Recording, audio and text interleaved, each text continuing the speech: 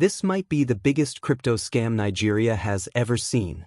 Over 1.3 trillion Nigerian nairas vanished. 600,000 Nigerians lost everything. And the masterminds? They're on the run. This is the story of CBEX and how it fooled an entire nation. Imagine waking up and realizing that everything you thought was real was a lie. You thought you found the perfect online opportunity. You were told, invest in crypto and double your money in 30 days. Your friends were doing it. Testimonials were everywhere. The site looked clean. The numbers added up. So you took the risk. But then, the platform disappeared. And so did your money. It called itself CBEX, Crypto Bridge Exchange. Behind the scenes, it operated under multiple aliases. ST Technologies International Limited. Super Technology. CBEX wasn't just another Ponzi scheme, it was strategic. Professional branding. Targeted campaigns. Paid influencers. Hundreds of Telegram and WhatsApp groups. And a powerful promise. Get 100% returns in just 30 days. Over 1.3 trillion Nigerian naira flooded in from eager investors. University students. Stay-at-home moms. Salary earners. Tech bros. All of them convinced this was their breakthrough. The first, it worked. Withdrawals came in fast. People reinvested. CBEX went viral. But then, delays started. The app crashed. Customer support vanished. And then, just like that, CBEX was gone. Victims flooded online forums. Panic swept the streets. And soon the authorities got involved. A federal high court in Abuja issued arrest warrants for 6 key suspects. Adafawara Abayadin Olanipikan. Adafawara Olyawanisila. Emmanuel Yuko. Sayolu. Avorojuo Odarudo.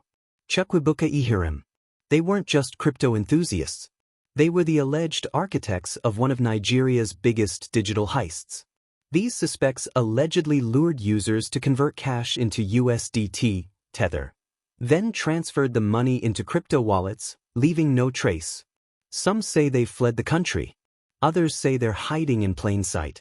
But one thing is clear.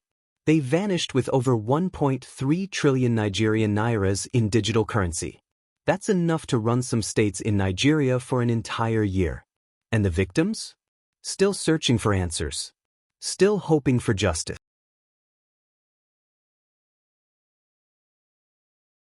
From our investigation, there is no single report to Security and Exchange Commission.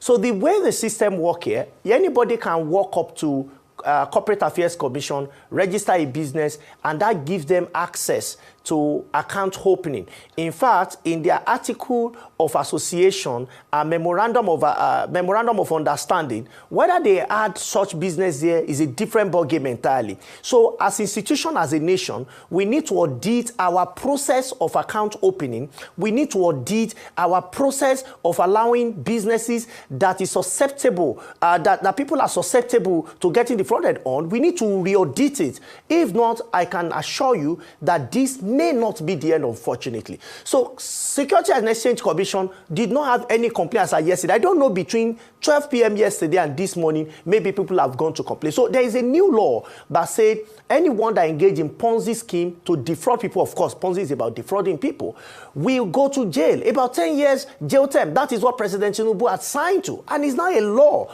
in our country. Number 2 is that such person will pay a fine. I think about 20 million naira or so is what is to be paid. But here is it. Security and Exchange Commission, to be fair on that organization, cannot be everywhere at the same time.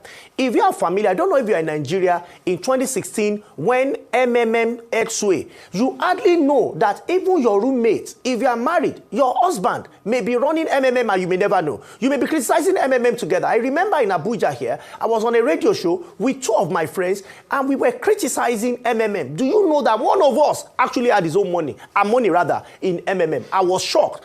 Until MMM folded up. My prediction was MMM will fold up in January. Unfortunately, MMM got folded up in November. And the lady said, I'm sorry, I think I lost money in MMM and I could not phantom it. So here is it. People need to report. So, and the education here, another thing is people need to have investment education.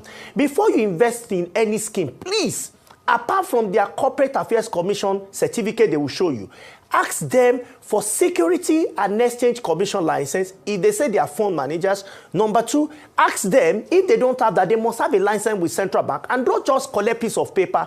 Make sure you verify. Security and Exchange Commission website is one that can talk back to you, and they have office in Abuja, they have office in, they respond to their emails so that people who are doing legitimate things will not suffer, because this can actually cause industry risk for genuine people who are in investment and they are doing the right thing. So it's important for us to say that citizens also have responsibility the way government has responsibility to protect the citizen. But when you say something, you have to say it. And I saw the publication by Security and Exchange Commission that stated that you need to be wary of pyramid scheme, and they gave indicator.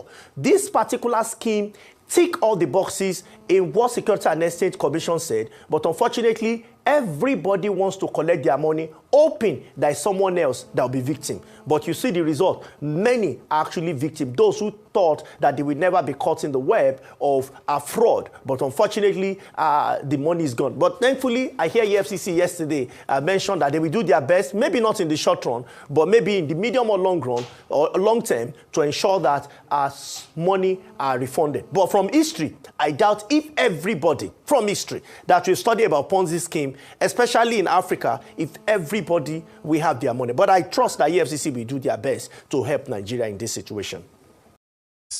If you've ever thought of investing online, remember this. If it sounds too good to be true, it probably is.